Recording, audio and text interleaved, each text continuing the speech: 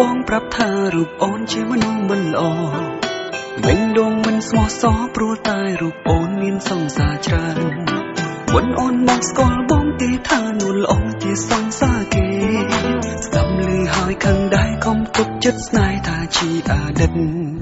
ពេលនេះអូនក្បែរបងដឹងត្រឹមនួនល្អជាសង្សារបងតួអ្នកផ្សេងចង់បងបងបាយស្នេហ៍ស្នងក៏ធ្វើមិនបានដើមត្រឹមថ្ងៃនេះទៅបងមិនអោយបែកឃ្លាតឆ្ងាយពីប្រាណទោះត្រូវគេរំខានបងមិនអោយអូនឈឺចាប់ទៀតឡើយប្រវត្តិអូនយ៉ាងណាក៏បងនៅតែបន្តស្នេហ៍អូនស្មឹងជាគូស្មឹងហើយបេងដូងមិនអោយអូនឈឺមិនអោយអូនយំអ្នកណាចង់គិតអីក៏បងមិនខ្វល់បងយល់បងដឹងបងសង្ឃឹមអូនអាចញញឹមក្បែរបងជាថ្មីប្រវត្តិអូនយ៉ាងណាក៏បងនៅតែបន្តស្នេហ៍អូនស្មឹងជាគូស្មឹងហើយបេងដូងមិនអោយអូនឈឺមិនអោយអូនយំអ្នកណាចង់គិតអីក៏បងមិនខ្វល់បងយល់បងដឹងបងសង្ឃឹមអូនអាចញញឹមក្បែរបងជាថ្មី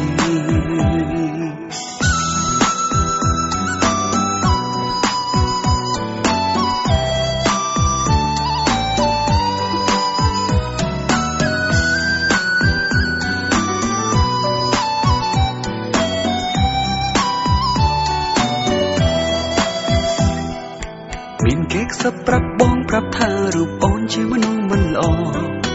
វិញដងមិនស្មោះសរព្រោះតែរូបអូនមានសង្សារច្រើនមិនអូនមកស្គាល់បងទេថានួនល្អជាសង្សារគេស្ដាប់ឮហើយខឹងដែរកុំទុកចិត្តស្នេហ៍ថាជាអតីតពេលនេះអូនក្បែរបងដឹងត្រឹមនួនល្អជាសង្សារបង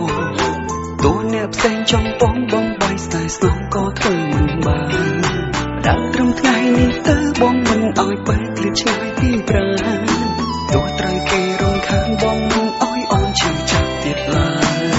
ប្រវត្តិអូនយ៉ាងណាក៏បងនៅតែបន្តស្នេហ៍អូនស្មឹងជាគូស្មឹងហើយបេងដូងមិនអោយអូនឈឺមិនអោយអូនយំ